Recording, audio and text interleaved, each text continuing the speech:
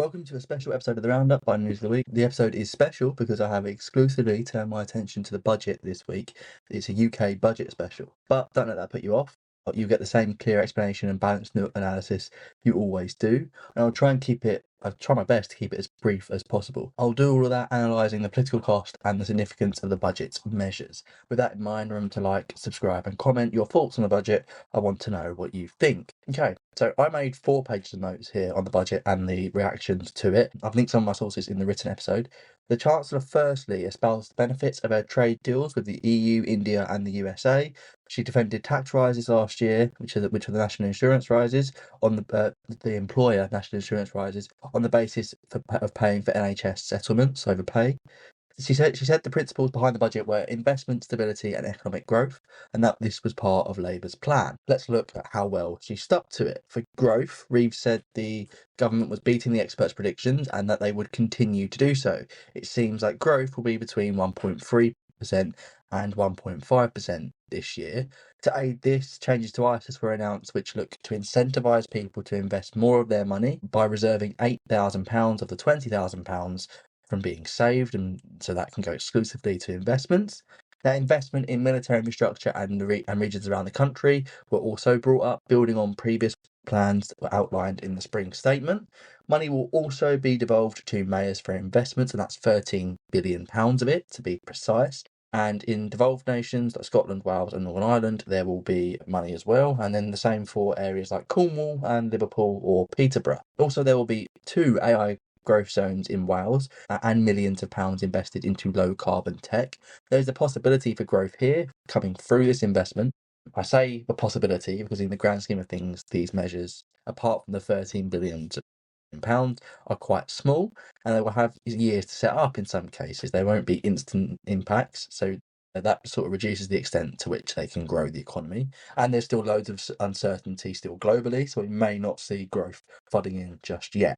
In terms of stability, Reeves has recovered from the £30 billion black hole she faced as a result of the last year, and now has a £22 billion gap between her and her rules. This comes through tax rises since the government were resistant to spending cuts at the budget. Well, what does that mean practically? Well, the UK government pays £111.2 billion in interest payment on the national. The commendable aim of her rules, which were implemented at last year's budget, was to make borrowing more sustainable, effectively putting a limit on it based on how much was being brought in, and so in theory, how much is being paid off. And there's more headroom than last year, which suggests there's more stability.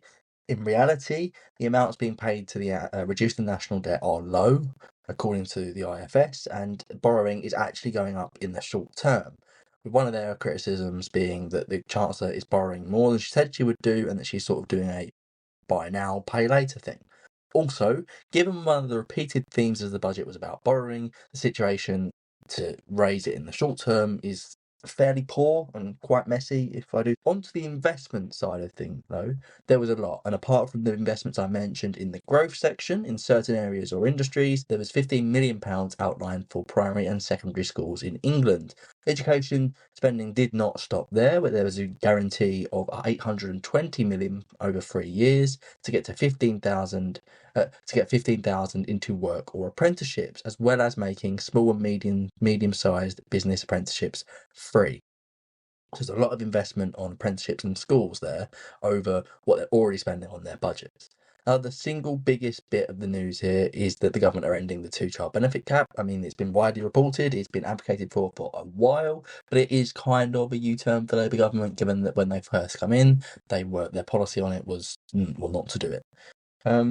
There were also grants on electric cars, which have been increased by £50,000 per year in the form of supplements and a wider scheme totaling £1.3 billion of investment into that in total, and £200 million has also been invested into charging facilities. Finally, the minimum wage will rise to £12.71 for those aged over 21, and it will be £10.85 for 18 to 21-year-olds. That's an increase of 4.1%. Unsure where to put this bit, but the government has also found efficiencies. There was £400 million found in lost COVID money, And the government said that HMRC will track down £10 billion a year by 2030, along with the Fair Work Agency. So there are also, there's some savings there. But you might be asking at this point, how's all this been paid for, given there was a black hole just a few days ago? Well, that's a very valid question, and the short answer is for a mix of taxes and borrowing. Like I've said, the IFS had commented on the borrowing, so we're going to look at the taxes. There is a hybrid, starting off small, there is an electric excise duty being implemented at 3p per mile for electric cars and 1.5 pence per mile for hybrids. Into the bigger taxes though, the government has increased the basic and higher rate of tax on property and dividends or savings by 2%. But to the bigger bits, the government has frozen income tax thresholds again until 2028, meaning that people with wage increases in the meantime could be pushed into a higher rate of tax. And there's going to be tax on properties as well. £2,500 will be paid on properties worth over 2 million, or £7,500 will be paid on properties worth over 5 million. The government did assert this would not affect many taxpayers, and that's true, but there have been criticisms that this is affecting pensioners disproportionately or is unfair on the basis of how much tax is being paid by a very small amount of people. Obviously, with things like those property valuations, they are hitting large sums of money, so you may have your own feelings on those already. In general, though, these changes have led to tax rises of 26 billion, and that is higher than many expected as a total increase in tax. Where it's not expected is that you might have expected taxes to go up in different areas.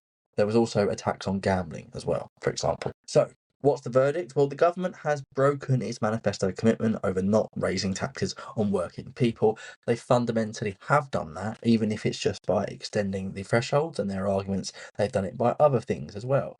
The tax burden has also increased, as you can expect, and borrowing has went up now.